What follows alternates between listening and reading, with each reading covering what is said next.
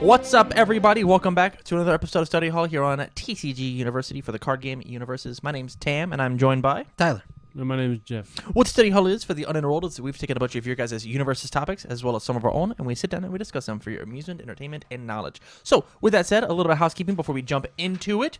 If you like the show, you can go to patreon.com/TCGUniversity, youtube.com, and Facebook, all of the same ending, TCG University, and support us all out there. You can also go out to any of your podcast services like iTunes, SoundCloud, Spotify. And I would absolutely love it if you went out and rated us. If you've got a 5-star rating you want to give us, the better. iTunes thrives off of 5-star ratings. So if you like our content and you want us to get out and blossom and do bigger, by all means, go out there and leave the review.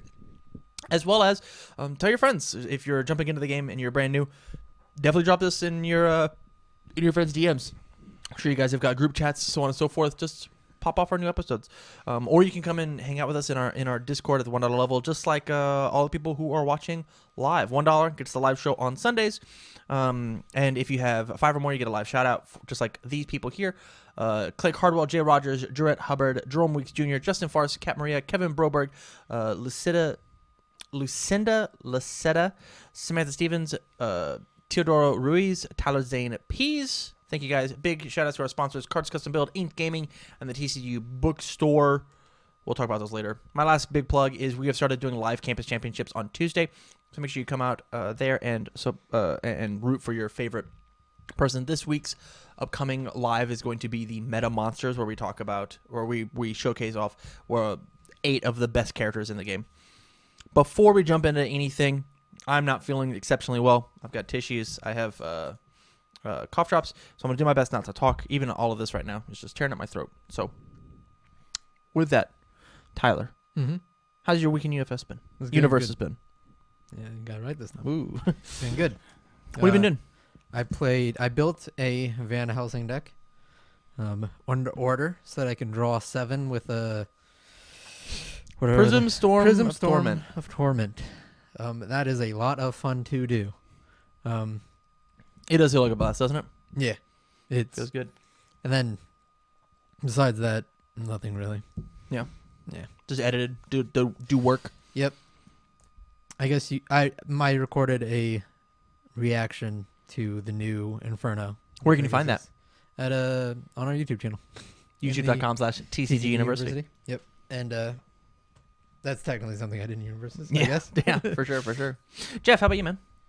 I played in the campus championship, and for Heroes and Villains, right? Yeah. Which you can find coming up this upcoming week. I think the first one was live today, I believe. Right? I know we skipped a week. We're a week behind. So I think. Or something. Oh no! It'll be next week. All right, we're good. Maybe next week. I still have some to edit. A bunch today. Probably a bunch. Yeah. Yeah, I played Vicious and Donovan. Did you have fun with those 2 characters? God. Donovan is awesome. Oh my gosh, I love that character. He's a blast. He's one of I think he's a really good new player friendly character. Just get reward on the block. Really good at teaching how to block effectively, all the time. Yeah, because blocking is a skill that we don't necessarily teach very well in our game. A lot of people are just you don't need to block. Everybody needs to block. You need to learn how to block. If you don't block, you'll lose games. Similar reasons I like Siegfried a lot too. Yeah, I mean we can sit here and have a whole podcast about Siegfried. I'm sure. I love Siegfried. Siegfried's fine. I want him to be better. He's fine. He's fine. Do better, Siegfried. He does his job adequately. Yeah, which is not a good job. Yeah, yeah. He's really good at taking you to time. That's what he's good at. Yeah. So, guys, we have a release date. We do. We have a release date. That's topic number 1. We've got a release date. It is May. We have a release month. 89 days until My Hero could possibly come out. Yep. That's what we've got. 89 days. What are your opinions on the fact that we have a release date. The Jasko official announcement was the reason they pushed it back so far is Funimation has got their hands full with the movie coming out, which is totally understandable. But as a card game player, that sucks. Mm-hmm. How do you guys feel about May as a release date? I think if the reason is true, and that like they pushed it back to make sure that it was up to snuff, then I think that is totally fine. I think that we get these DLCs in between then and now, so like we're still getting new things, right? Which we haven't always gotten in the past. So like I think it is fine. Okay, Jeff, what are your thoughts? Same. Think it's fine. Yeah. Yep. Honestly, I'm bummed. I wanted it to be a little sooner, just a wee bit. I don't know, like literally 90 days is like so far away. Mm-hmm. It's so far away. I will say they'd have had some time though to like get it worked out and find like if these cards are actually good enough or not. Here's how I feel. I'm totally fine with it as long as Jasko doesn't drag their feet on the set after. Yeah, we pushed them back 3 whole months. Mm-hmm. I don't want to miss another date this year. I don't want to miss another date ever, honestly. Right. Like the only reason we should ever miss a date is for stuff for a parent company, an IP company, like what's happening with Funimation. The set should be live, should be ready to go, and we should already be designing the next one, right? Whether it's Right. and here's how I feel. We should just have a Red Horizon set just sitting on the back shelf, just done, ready to go. Oh, I'm totally down for that. Like just sitting on the back. Yeah. And so whenever we go to Warner Brothers, we go to Funimation, we go to everybody, and they're like, actually, we need to wait a bit. Actually, we need to hold our horses. Mm-hmm. It should be able to take and be like, all right, these other companies folded. Here's the 100 card Red Horizon set. Right. Here it is. I'm curious. Mm-hmm. A little bit of a tangent. I'm curious about how much it actually costs to print a set of UFS. Yeah. And if that is cost prohibitive or not.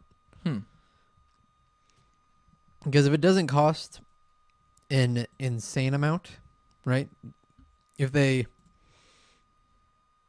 I'd say if they predict that it won't sell, it won't bring in new players, because that's not what Horizon will ever do. It will never bring in new players. Right.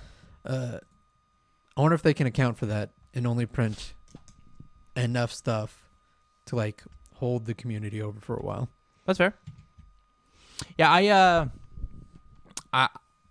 all I care about is that the meta gets pushed forward, right? Right. So we're going to be living in this meta of getting trickle changes for the next 90 days. So in the next 3 months, we're going to have 36 cards. Is that right? Yeah, 36. No, it's 12 cards. So it's 24 No. It's 12 cards per per DLC pack. Right. Right. So then there's 2 because another one comes out in March. Doesn't what? January, February, March. Yeah. April, May. So 5. So 55 cards, right? Is there roughly? one every month? Yeah. Oh. But there's not one in January. Oh. I thought they were just like Oh, right. once in a while. Whatever. We get 50-ish cards coming out. Like that, and that's all we get. And so it is, that's all that's going to change and shake up the meta, Sure. which means at the moment, from everything that we've done in-house testing, the meta seems fine. There are some outliers, Ed9, Gil, Jetta, Totoro Brothers. Tagore Brothers, if you want to bitch about a singular card. I think that card's broken. I- I've always thought. I agree with you. But like that is the world that we live in, Mm. and so it is just it's just I like big shakeups, and at the same time My Hero as a set is very cool, but it's only cool if you're like a casual player, Mhm. because there's no such thing as a competitive scene at the moment. You have Worlds and that's it. Right. So, like, good on Jasko for being out and up in front of it and being like, okay, here's the release date. It is May, and here is why. But it would have been way cooler if they were like, here's the release date, and here's why. And to soften this blow, here's the PTC schedule. Here's the regional schedule. Yeah, that would be very nice. Yeah. A little bit of something. A little something. A little something something. I mean, I think it would have been cool to announce the next set afterwards. Yeah. Just to like, here's when My Hero's coming out, and also, this is what you have to look forward to in the future. Because right now we have nothing. Yeah. It was I don't know if I told you this. I'm sure I told Tyler this. I was listening to the Magic Study Hall, which you can find every Monday. Is out on YouTube or live recorded on Thursday nights out on patreon.com/TCG University. That they just have a new they had a new release, Theros Beyond Death. And I'm sitting there and I'm listening and I'm producing the show. And Brett's like, blah, blah, blah. Man, I'm so happy to play all these new cards. And I'm sitting there and I'm just like frustrated. And I'm like, man, I wish I had a new set. I just wish I had a new set. And then they're like, all right, and topic 1, we have an unset coming out. Unsanctioned is happening. And I'm like, are you kidding me? They have time to make joke sets. They get to sit down and they get to play with 50 new cards that don't matter inside a competitive format. Fuck that.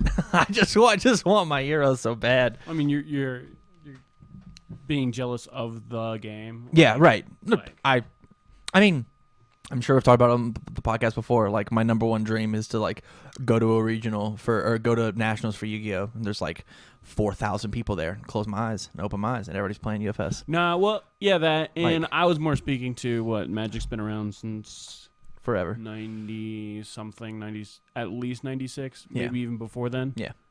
They figured it out. Yeah, Right? for sure. Jess will get there, I believe. I also believe that's a really positive outlook. So, Just maybe not this year. is there? Sorry. Hey, we Sorry are. to take it down like We that. are we are building a brand new game. Mhm. Asterisks. We are exploring the space. We're exploring. This kind of actually brings me to my my next topic. So like, there's not actually much that we can talk about on the release date. Besides, like, last week we had our 2020 prediction cast, which, damn it, James Stevens, you're right. There's definitely gonna be at most 3 releases. It's looking like. I mean, in May, it could be the fact that there's only 2. I could see that happening. Well, we got DLC the whole year, every month. So that's like a set. Yeah, half a Right. set. Well, half a set and then half a set. Okay. Yeah. 50 cards, another 60 cards. It's 100 cards. Followed by 2 sets. That's 3. I'm cool with it. Sure. I'm cool with it. I like the DLC. I do too. I like them a lot. I think the DLC is a rad option. But anywho, you guys want to talk about Fatality? You guys want to talk about simplifying the game? Jeff, pick right now. That's not right now. Right now. Fatality. All right. So there was a Facebook post on the North America UniVersus podcast or North America group that said, "Hey guys, I just came into 2 fatalities. Should I play them in everything? Why and why not?" And it was a big long thread, and I just wanted to give our opinions here on the podcast. You have 2 fatalities. You open 2 inside the same box. Holy Yeah. shit! Lucky you. How lucky. Do you just jam them in everything? If so, what? If so, why? And if not, why? I think you could jam them in 75% of everything. I think that any deck that has a plan to use momentum for anything could absolutely use Fatality. Okay. Like if it's not just this Sung Me Na card is the only thing in my deck that really uses momentum, I don't need to play Fatality, right? Yeah. But I'm playing this one thing that requires momentum Mm-hmm. and does a bit of a cool thing, but is not my entire plan. Well, yeah, I'll throw in 2 Fatalities. Okay. I dig that. How about you? Complete flip. I would even go less than 25% though. I think unless your entire game plan is momentum based, like that is how you make your deck work, I don't think you need to play it. If you're just throwing it in for like a powerful or like a EX or something, like no, you can just let your attacks get there. Like you can play better attacks that just put themselves in your momentum, and then Yeah. yeah. I like It's interesting because all it does is speed you up half a turn. You're discounting a card to make sure that this cool bomb spins a momentum correctly, right? So, like, in the example of the Ed 9 deck with Rose Mystique, like, Yeah. great deck to have Fatality in. On turn 2, I want to be able to do this thing. But, like, later on in the game, like, Fatality has this, like, really diminishing return if the only thing you're using it for is the momentum. Unless you can turn that momentum into some crazy big value, right? So, like, when we look at the Fey deck that I won that PTC with, the Windmill Punch Fey deck, which was inspired by Tyler Clark. Thank you. Gonna give big shout outs. That deck for sure played 4 of it because it itself was 2 momentum. And my opponent couldn't interact with me gaining the momentum or doing any abilities. So, like, the real value of that card is the fact that I get to do shit and you don't. Yeah, that's another thing I forgot to say. Is that's that the value. If you need your, like, enhanced step to yourself to do some stuff, like, then definitely play it. Revoke, Tagoro Brothers, like, all of these, hey, knock it off cards. They just don't get touched. And so, like, the more aggressive that you play your game, that is the counter to the counters of, like, hey, I need to make sure that these enhances happen. I need to make sure that I draw this card. I need to make sure that I ready these foundations. Fatality is the time to do that. And so if you need that, then obviously toss it in. But should it be in everything? Nah, probably not. Unless it's going straight for your game plan, right? So, like, Rando wants to play it. Astaroth can get away with playing it. Faye can get away with playing it. Even characters like Killick could get away with playing it, right? I'll play this Fatality. I'll enhance on my character, and now I'm positive it's not going to get revoked. The Fatality clears. I just guaranteed that I didn't get this. But I did just trade 1 card in my hand, which could have been a potential of, like, 6 damage in order to make sure that this thing happened. Like, it is quite the trade-off. It's quite the trade-off. Yeah. I think, I don't know, I always have seen it use, I always see value out of it. Always? Pretty much always, yeah. When have you not seen value? No, when it's like not, I don't know when I have, actually. Okay. Like because whenever I have it in a deck, it's there to, like, give me the momentum, right? That's, like, what I always use it for. So it's doing its job 100% of the time. Oh, okay. Right. And then at that point, it's like, what do you value? What do you value out of a singular card? Right. If you value just, like, getting a momentum, would it be better to play it to play a throw instead to get 2-3 damage in? I think that if is blocked. a turn too slow, though. Okay. Right. This turn, I'm getting it off. How do you feel about foundations that become momentum? I think that is debuilding you one, and that is, I don't like that either. Okay. I like to keep my foundations where they are, because they So- also have their use. You'd rather be just a one. I'd rather discard a card to do something than destroy a Cervantes foundation. sounds great for you. Cervantes 2 dot sounds great. Yeah. Yeah. I thought he was crazy. I also did a reaction on that Yeah. Where can you find that at? at TCGUniversity.com. Nope. Slash Facebook.com. Dude, I love it. Facebook.com. When did we TCGU. release a website? YouTube.com slash Yeah, one day. University. I've been sleeping. One day. Yeah, it's tricky. It's tricky. I think the big thing is discard a card for a momentum is actually not good enough in my opinion. I think it really depends on what are you spending that momentum on? What is the value of that momentum? If that momentum, so we'll use your deck for example. Oh, we'll actually use my deck, Jetta. Yeah. My deck. The only 3 main things I use my momentum for.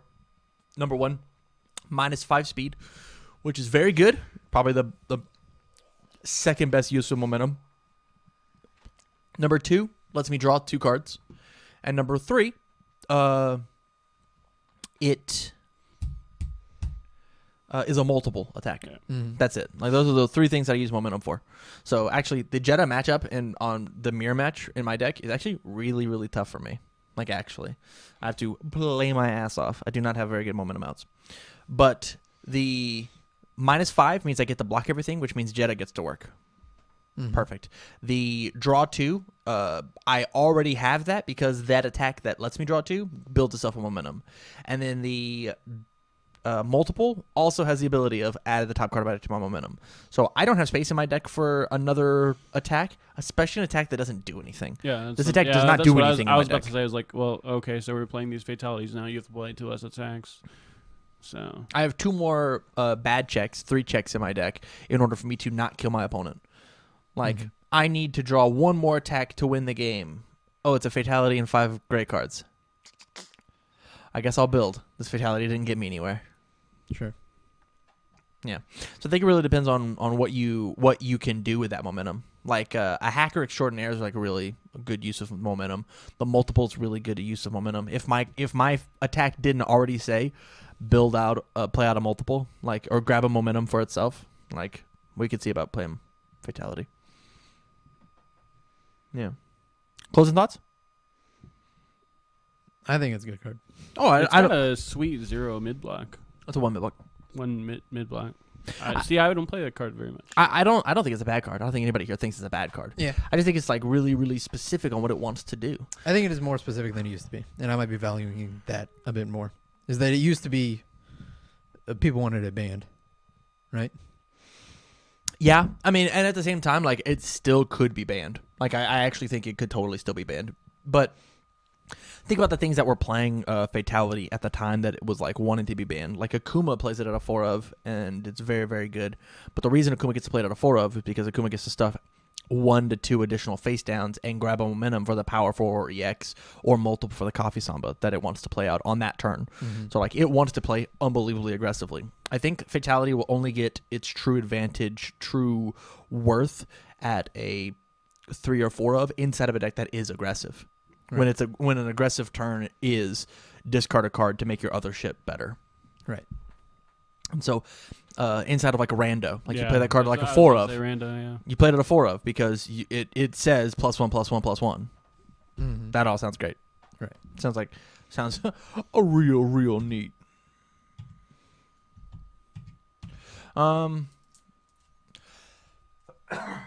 Excuse me. Still not feeling the greatest. Any closing thoughts on Fatality as a whole? If you have them, you should definitely play them. I think it's one of those cards that you got to test around and see how the flow of your deck. Because like there are some cheeky. We'll bring it back. Bringing it back. Should you play Fatality in a super slow deck? No. Here's why. I think I played Fatality at a 2 of in Jackie, and I was playing against somebody who went to Deadlock Desperation, and I won the game. And that was my win condition at that point. We had gone to a standstill. Yeah, I guess it does have a win. And it has a win on the condition of combos with a Fatality, and then do your thing. I guess they went to Deadlock, they went to Desperation, and then you also get to start removing all the attacks in their discard pile, so like you can make sure it's a super long game. Yeah.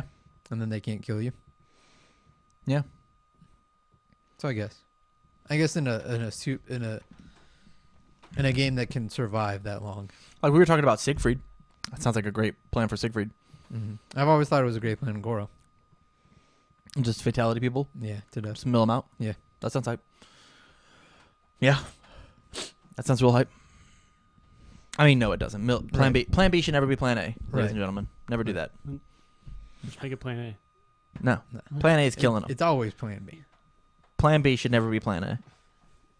Of all the Garrett Bretts in the world, knock that shit off. We're going to go ahead and take a small word from our sponsor.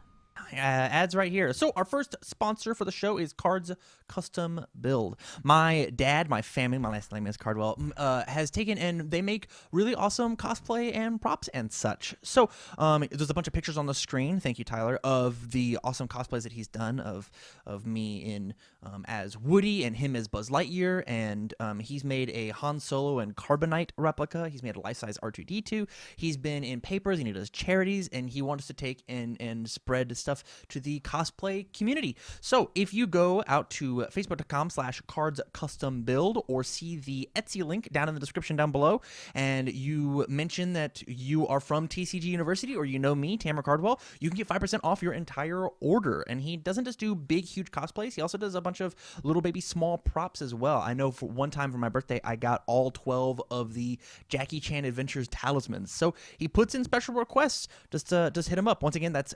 facebook.com/cardscustombuild or the Etsy link for Cards Custom Build down in the description down below.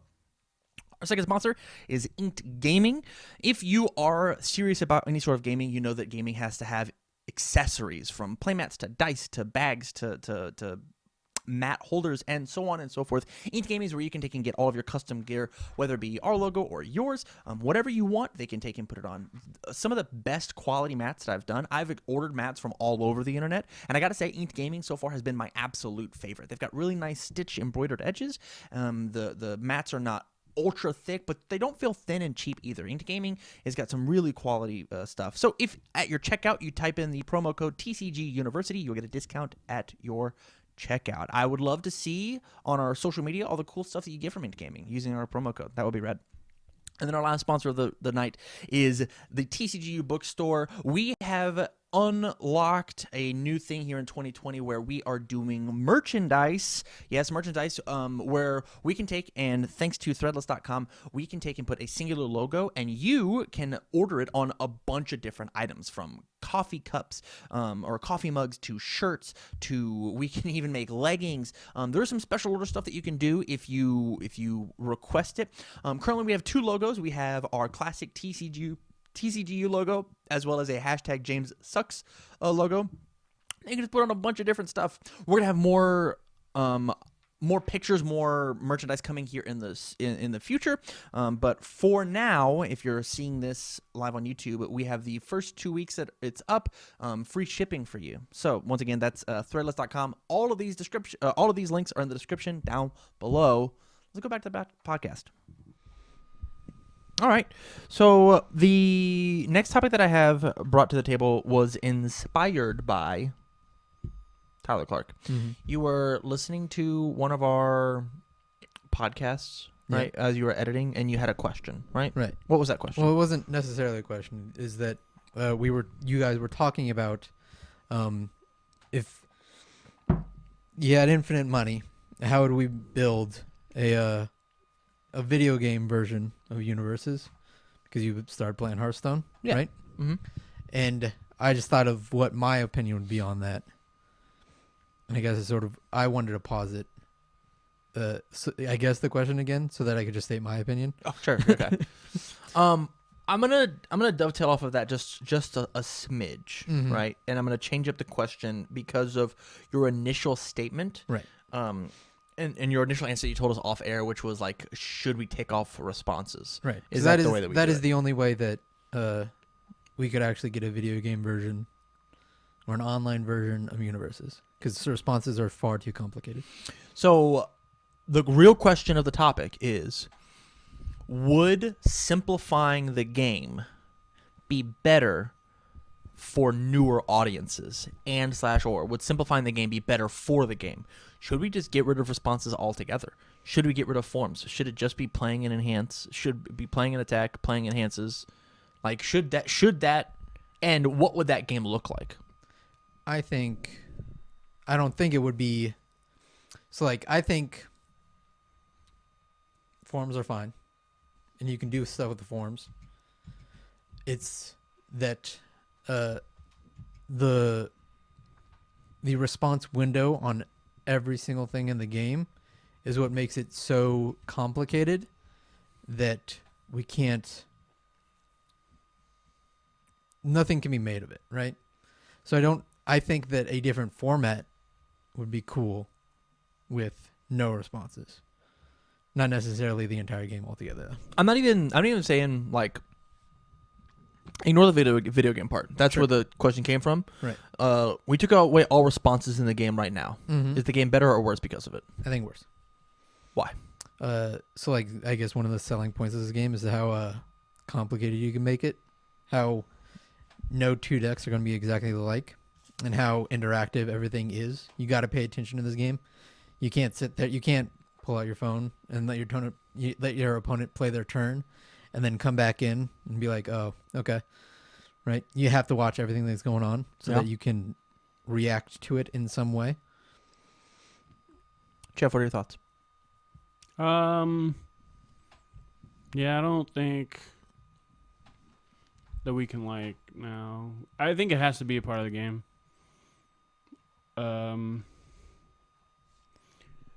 Cause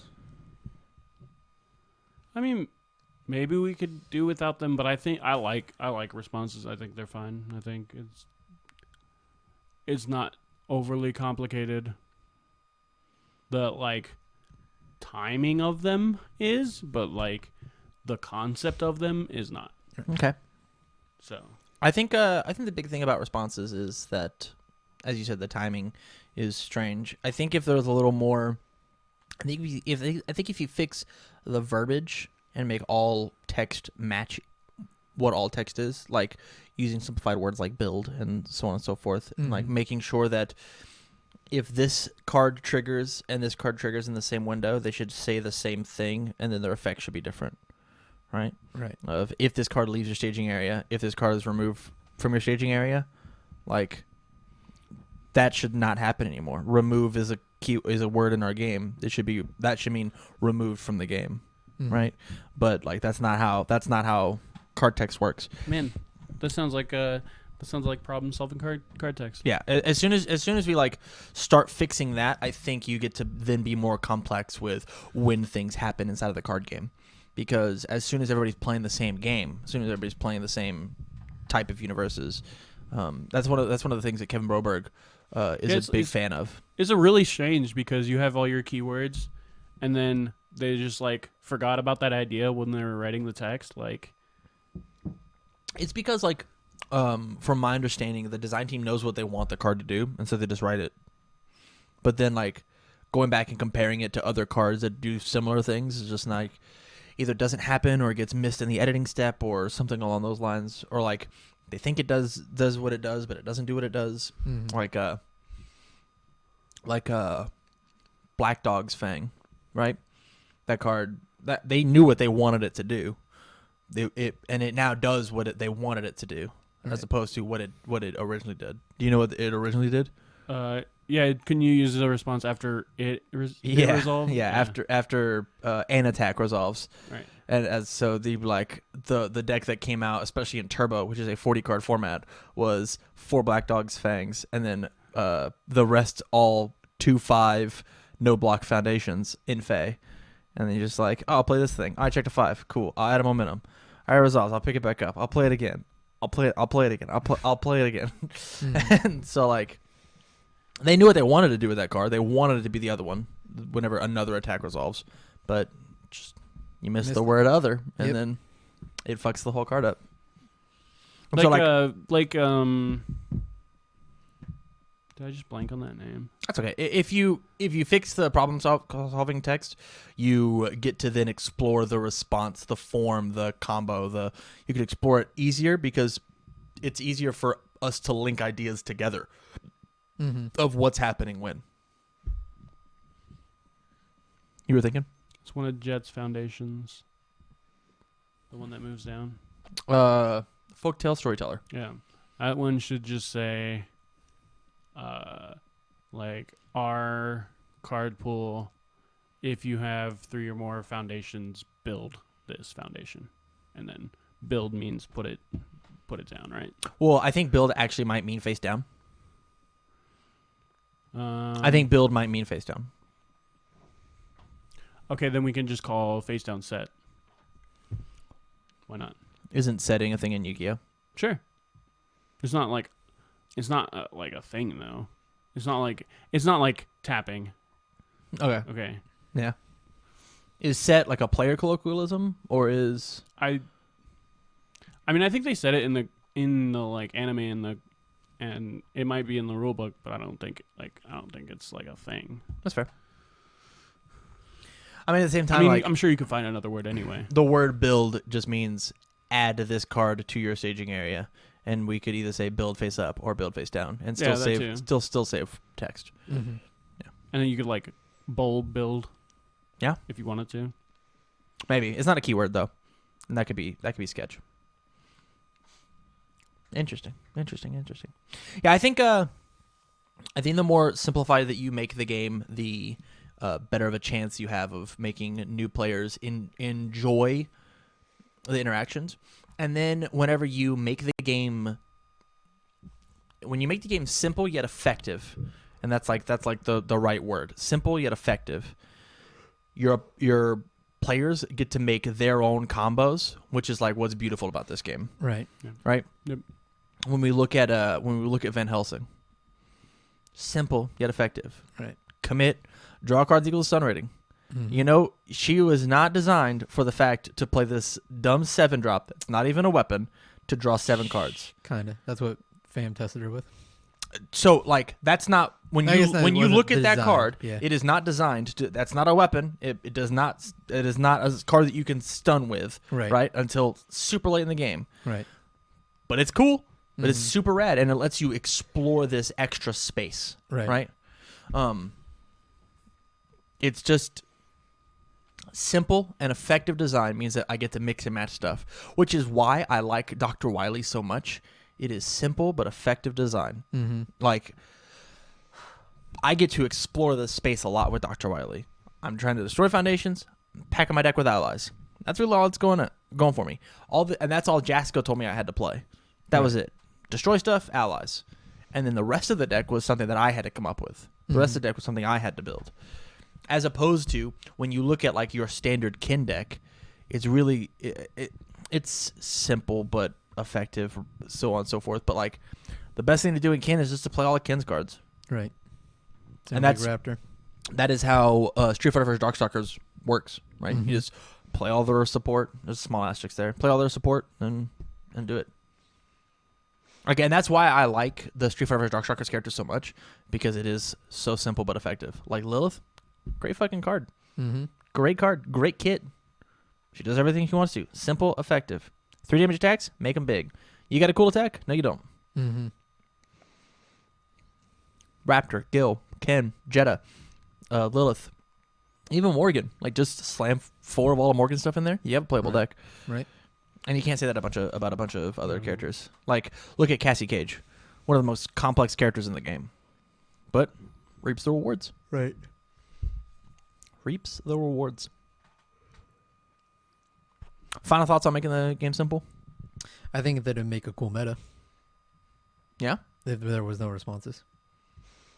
I think that everything would, the DR would become huge. Yeah.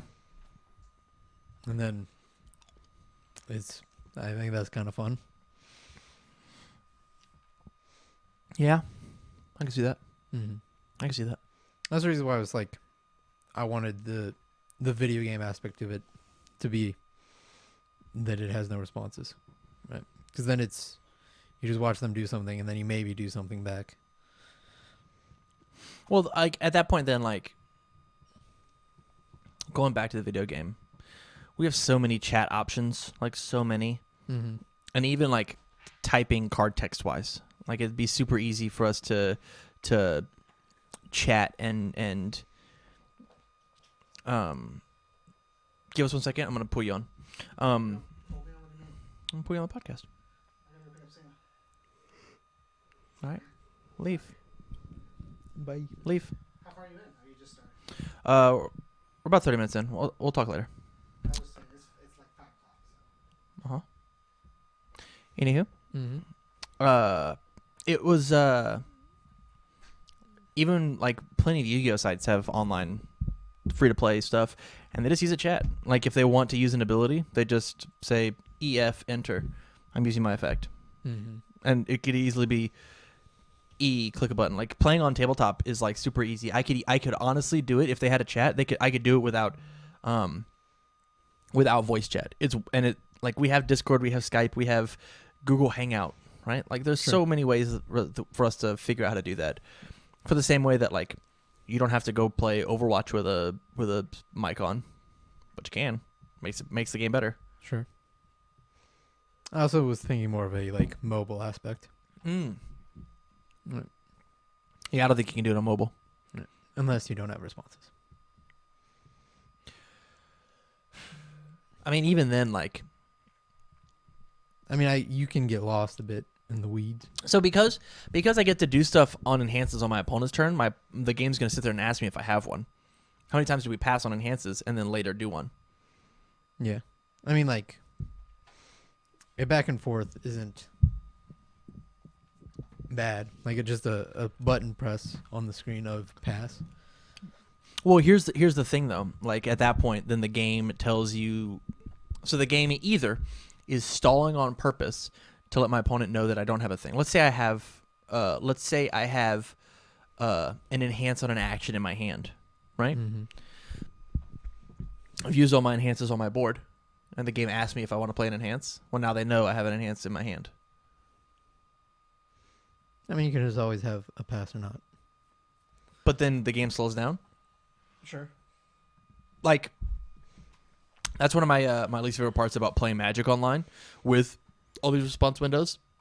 Is every time that there is a response window, it asks me, "Hey, do you want to do anything here?" Which then the game slows down, and my opponent goes, "Oh, he could do something here. What could he do?" Right. As opposed to playing IRL. Like the best way to play a game, obviously, is IRL, right? Right. I mean, then it's just like, I'm holding dick. I've got nothing on my board. I'm just like, what do I do? This is like actual mind games, as opposed to the computer being like, do you want to do something?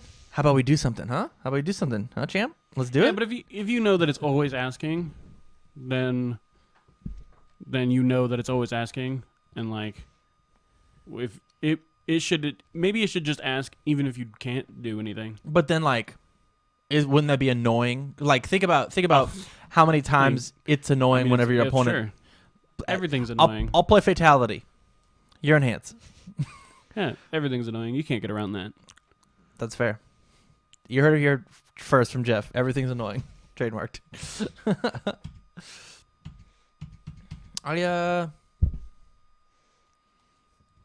Yeah. You guys got the last topic for me? I need one more topic for us to push through. All right. So it's twofold. All right, we'll use the one that we've been talking about, like how much to.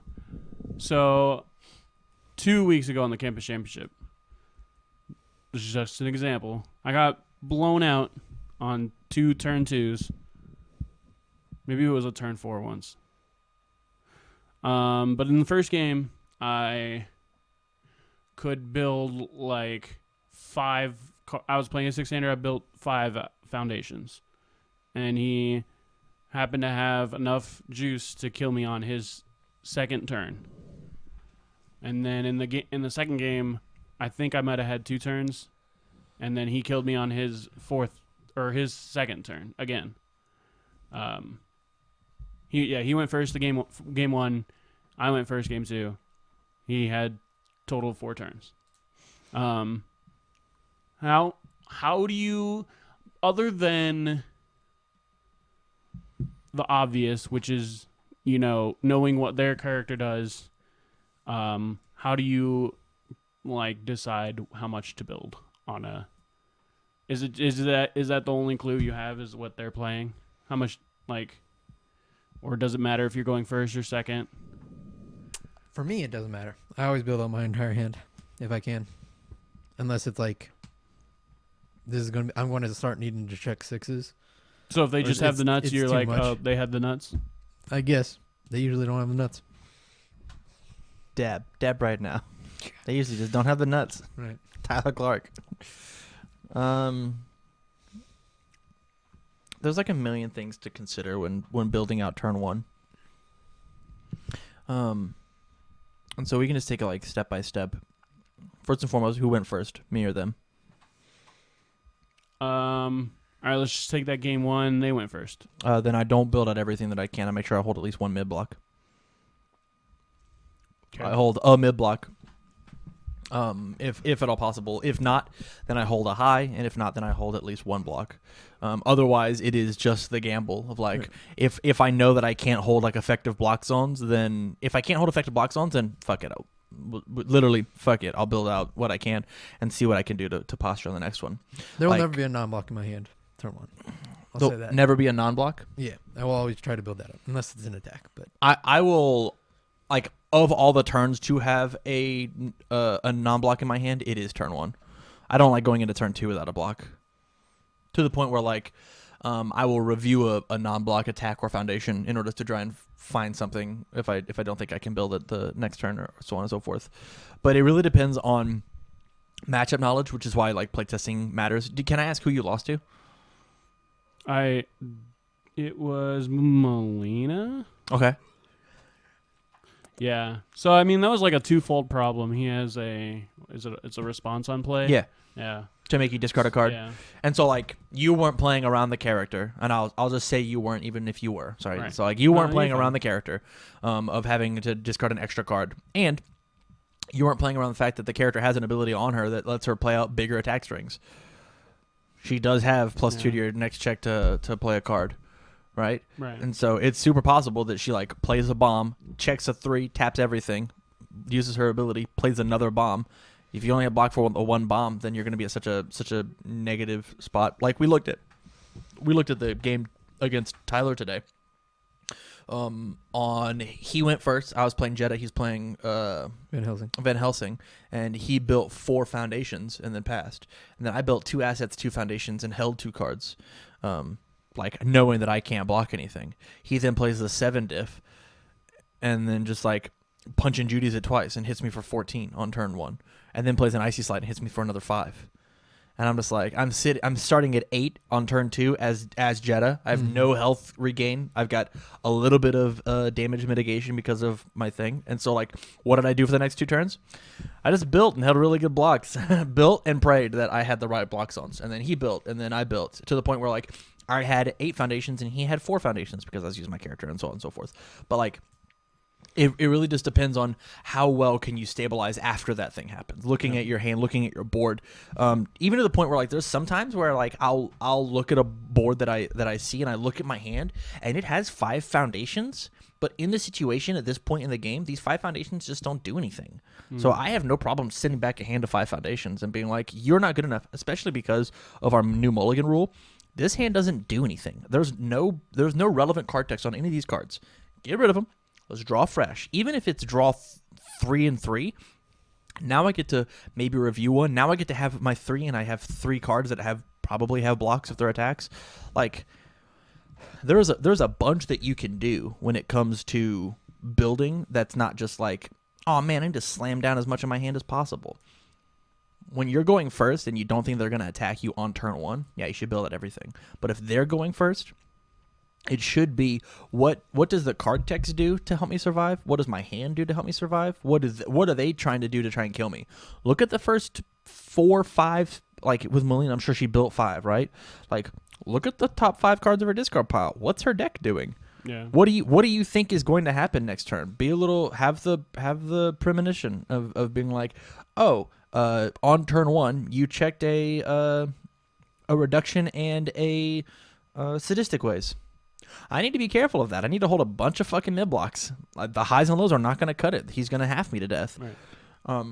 And so it is a mixture of making sure that your card text is good. It is a mixture of making sure that, like, you value your cards appropriately.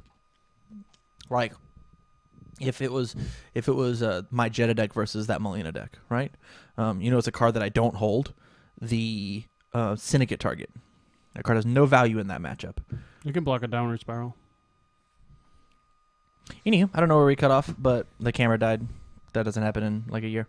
But no, it's really like Syndicate target. It's a 0 low block that says after I block with it, I take 1, which means I guarantee I'm going to take an additional 1 plus the half block because he's not playing any lows that are relevant. Downward spiral. Sure, but like I have to take that risk, right?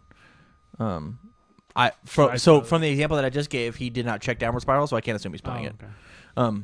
As soon as I see him check one, sure. Now it's fucking value. I'll hold it for the rest of the game.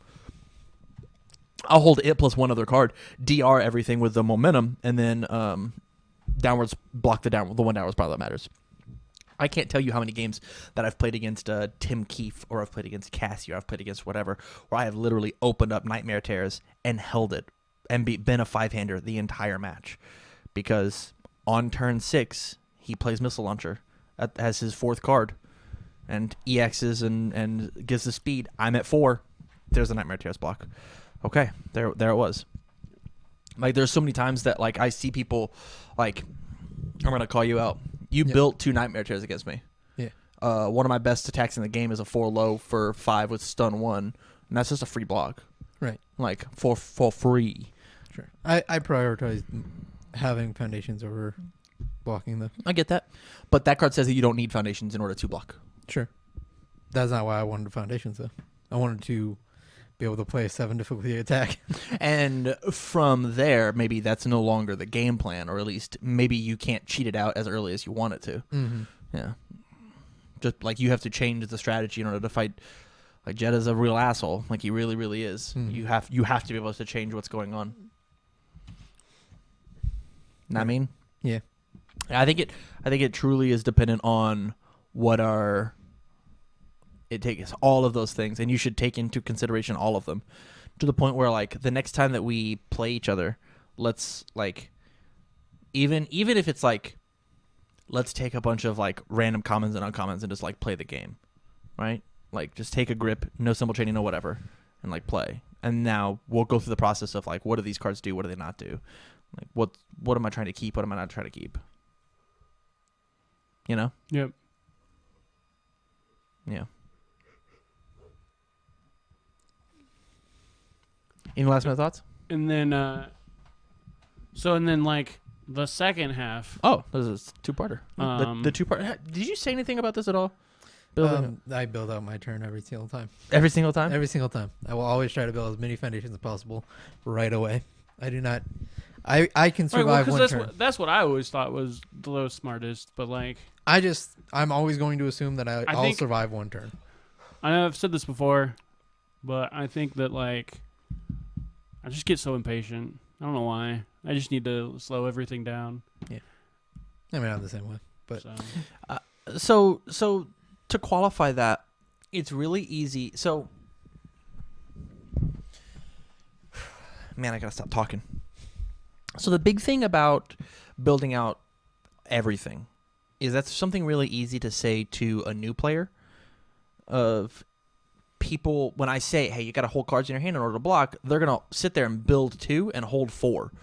And that's, like, garbage. That's, like, terrible. Right. Even if it's 4 attacks, you play an attack and then build your 2. Or even build 1, play your attack, build 1. Like, that's something, right? That's, like, playing and expanding the game. Like, there's so many times where I'll sit down and I'll go to a regional and it's round 1 or even, like, round 2, somebody man, I don't want to use the word get lucky. Fuck it, I'll be an asshole. They got lucky and they got their round 1. And I see them and they're holding and it's turn 2. They've built 4 foundations on turn 1. It's turn 2. They build 1 foundation and pass.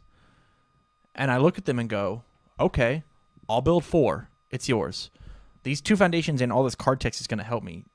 Right. They'll review a foundation. Why didn't you build that? Why was that block so important to you? You had other cards in your hand, right? And so, like, it's super easy whenever you're learning to play the game for a coach to just be like, hey, fucking build it all. Build everything.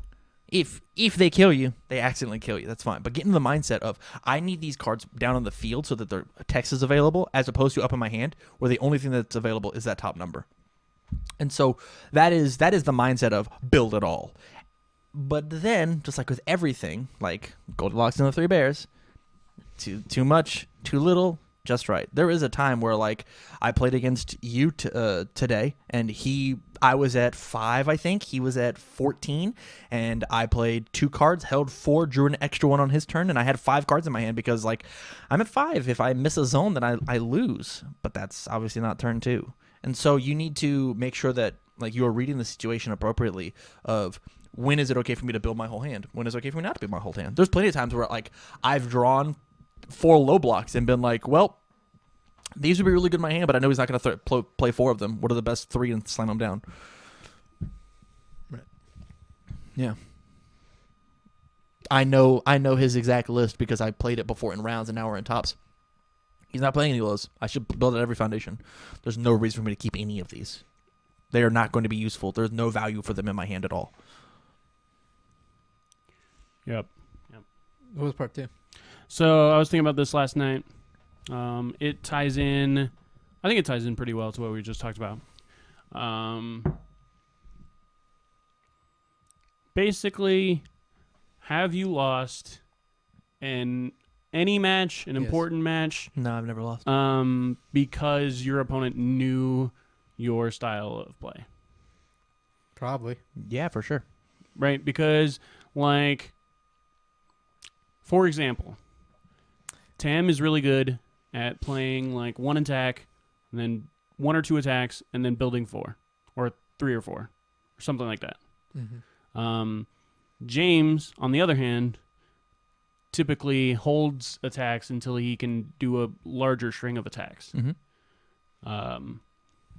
So, like, part of that is also knowing who you're playing against, right? Yeah. You understand what I'm saying? For sure. I for will sure. say I don't think I've ever lost a game out of town to people that know how I play.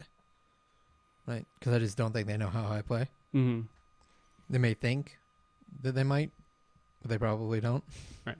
Because I don't even know how I play. Yeah, for sure. See, this is interesting because it stops getting into like what the game does and it starts getting into like what people do. This is truly a this is no longer a computer simulation. What is the best card text wins? What are the best and highest numbers wins? This is truly based on reads and observations and so on and so forth. It is super easy to tell whenever somebody is being timid with a hand.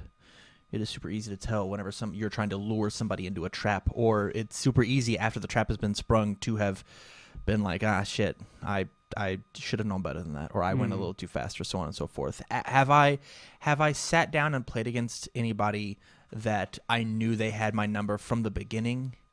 Yeah, one person, and it was really, really tough. It was back. I was already playing a really hard matchup.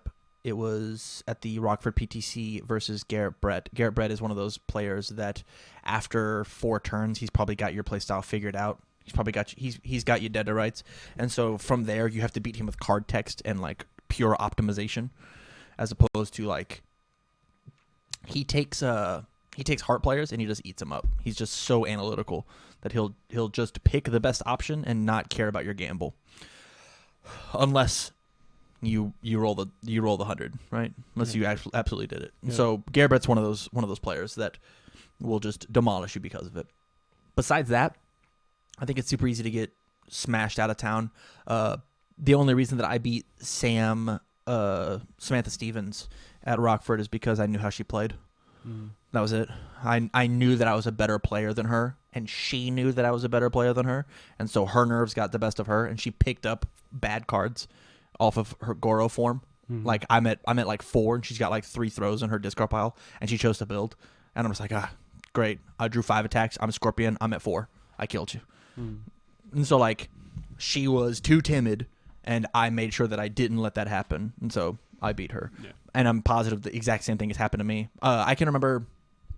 It's not exactly the way that your story goes, but I was playing at the Omaha PTC the year that you won. It was 3-4 years ago. Something like that. Yeah, I was Probably. playing against Dave Wagner, who is you'll meet him when you go to Worlds. He'll probably go and he's going to go top teams. He is on gonna beat Blood, us Sweat, in and teams. Beers. What? He's going to beat us in teams. Yeah, for sure. I'm going to go up against them, and I'm going to lose. Yeah, that's how it goes. He's on Blood, Sweat, and Beers.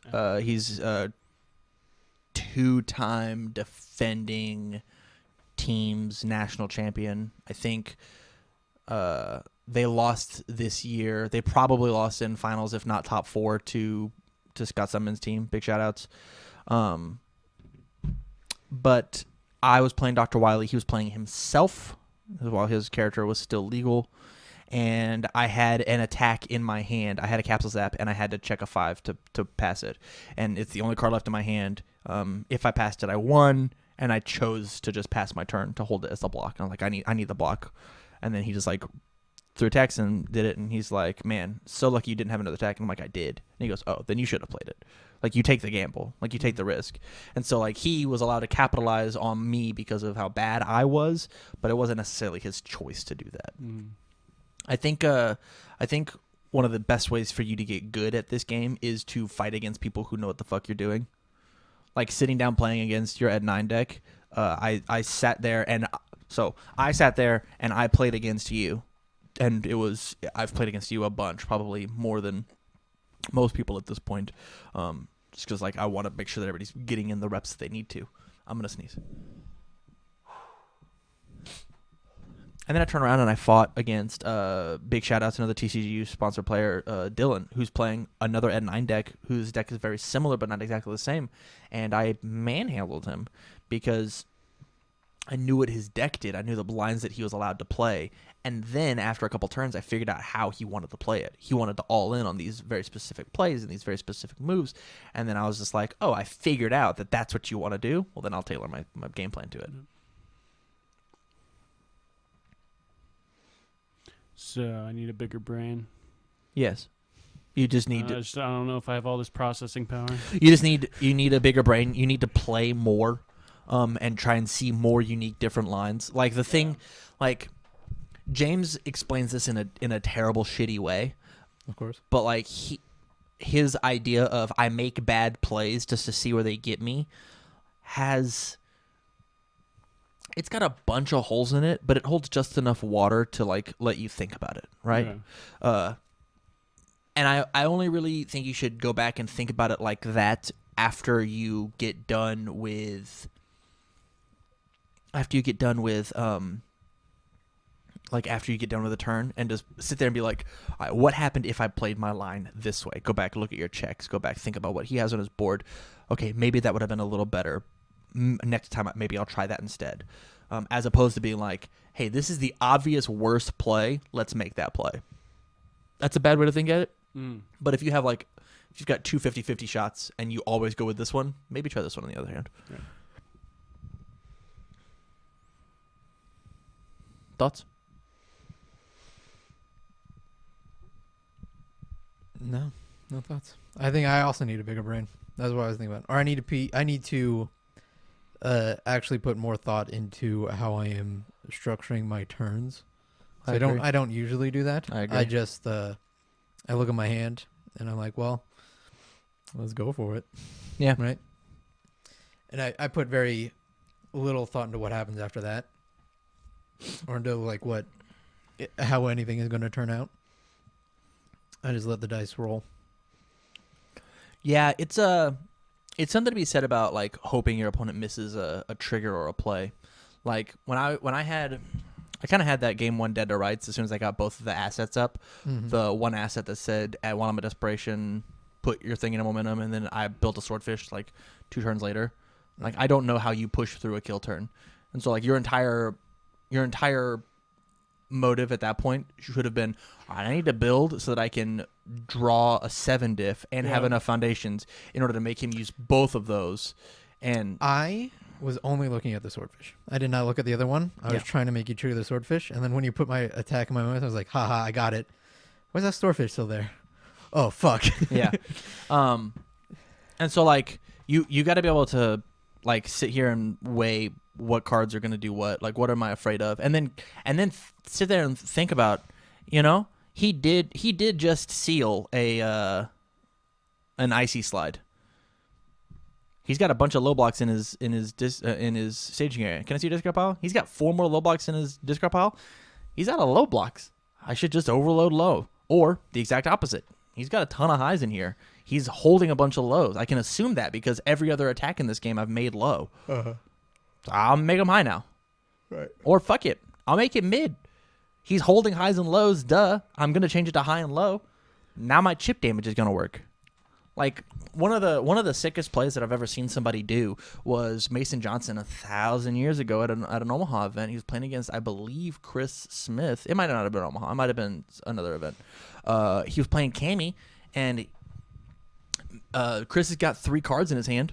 Chris is at 2, and he turns his attack mid. And Chris goes, I'm sorry, what? And he's holding 2 lows and a high. he won because the half damage worked. Because Mhm. obviously, as Cammy, you turn it low, Right. or when it's low, you turn it high. And so making it a mid made it a throw. Mm-hmm. Like there are ways to just like big brain your way through turns. You just have to like put yourself in that spot and slow down just enough to think through without like, I don't want to use the word slow playing, because like it's super possible. Like you should be playing like you're playing in rounds, not in tops. Because the tops you can just take all the fucking time you want. There's an asterisk there. Don't be an asshole. But like you got to be able to play quick and put yourself on this chess timer, even to the point where like the best thing that you can do when you want to play fast is to play with friends. Sit there and have a coach with you. So, I just had an idea. Yeah. I've actually thought about this more than once. Mm-hmm. But I was never sure how viable it'd be. It's funny that you just said chess. Is there a way we could do? Would it be helpful? I'm sure there's a way we can do it. Mm-hmm. Would it be helpful if we could set up like puzzles that you have to solve? You're given your opponent's board, and your board, and your hand, and like win this turn. I know it's a lot more tricky. That's why I've never brought it up before. So Because there's so many variables. But So I love dual puzzles when I'm sitting down trying to solve them, but sitting there trying to make them, real tough. yeah, It's real tough. Without being like, so like, will dual puzzles help? Yes. But at the same time, like, what happens when something, because it's so back and forth, right? right. When, let's say that you make this attack threatening and they refusing to let go of this one.